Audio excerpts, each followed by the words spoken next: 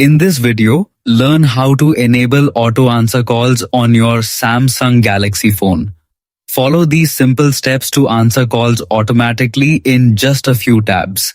Go to the phone app menu. This is the default dialer app you use for making calls.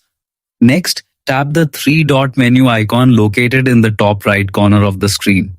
From the drop-down menu, select Settings to access the Call Settings menu. Now scroll down until you find Answering and Ending Calls and tap on it.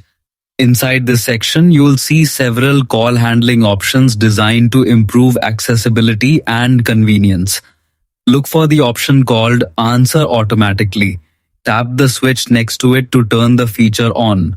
Once enabled, your Samsung phone can automatically answer incoming calls under supported conditions, such as when connected to a Bluetooth device or headset. To customize how quickly calls are answered, tap directly on the words Answer Automatically. Samsung gives you multiple delay options, so you can choose the timing that works best for you. 2 seconds, the fastest option and default setting. 5 seconds gives you a little more time before answering. 10 seconds, useful if you need extra time.